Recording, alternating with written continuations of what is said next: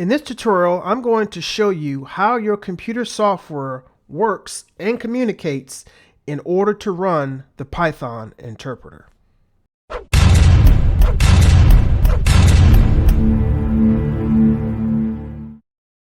Hey, it's Chris with A to C Python Academy with more tips and tutorials to help you be the budding Python developer we both know you can be. Thanks for being here, and if you haven't already, tap that subscribe button and don't forget to hit the notification bell so you don't miss a new tutorial.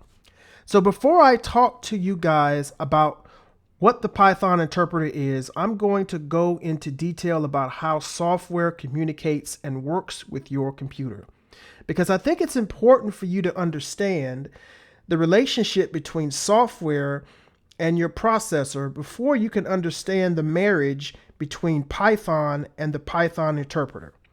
Let's get started. So you have two main components. The first component is your processor. Your processor can consist of AMD, Intel, ARM, or any architecture that works for you, which is usually whatever you're running on your computer. The second component is your memory. Memory in your computer is a temporary storage location for your hardware and software devices to temporarily drop certain tasks in order to open, run, and close things within your computer. Now, the code that your processor runs is stored in the memory as a set of instructions. These instructions are called Instruction Set Architecture, or ISA. It understands the instructions from the memory and it executes the instructions from the memory. Now, the source code that you write in Python will have a .py extension. As far as your processor is concerned, it has no clue what that source file is or its contents, and all it sees when it looks at it is a TXT file or a text file. Because remember that the file has to be in machine code for the processor to understand it. To solve this problem, there has to be a translator between the source code and the processor that converts the source code into machine code. And in Python, two of those processes are your Python interpreter and your compiler. But we'll talk more about that later. So let's take a visual look at what I just explained to you. So like I said, when we talk about the software that runs on your computer, there's two major components. There's your memory module that carries all the instructions.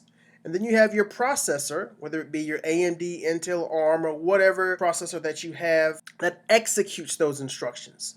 So if you come over here to the processor, again, we have a processor that understands the low-level language, machine code, ones and zeros, binary. And then you have your memory module, which uses the ISA infrastructure to basically execute machine code to the processor. So in your memory, you have a series of instructions, and each one of those instructions, as you can see, instruction 1, instruction 2, instruction 3, and so forth and so on. Each one of those instructions has a binary code, a 0 and a 1. This code, this 010010, that is a binary code or machine code. And with that machine code comes an instruction. Now, these can be one of a million different instructions that you could be asking the processor to do. It just depends on the software you're running, the application, the hardware, what you're trying to do. It's just so many possibilities of instructions that you could be doing, from as far as the simplest thing as adding a 0 to this number to opening and closing, putting this application to sleep. It could be anything. But you notice each instruction has its own binary code and its own instruction. Binary code and its own instruction. So the first thing that happens is the processor says, okay, I got an instruction over here in the memory. I need to go fetch my first instruction. So it goes here to the first instruction. It says, okay, got the binary, got the, I have the instruction for what to do. It understands the instruction. It takes it back to the processor. It executes it. And then it comes back again and it fetches the second instruction. And it does the same thing. It understands what's going on. It takes it back to the processor and it executes that instruction.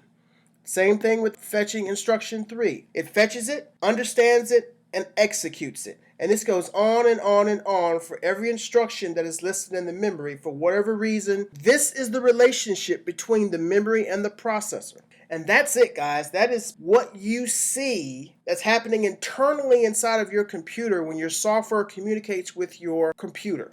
Well, that's it for this video. I hope you found value in it. And if you want more free of charge Python tips, tricks, and tutorials, hit the subscribe button so you don't miss a thing. Thanks for watching, and I'll see you in next week's class.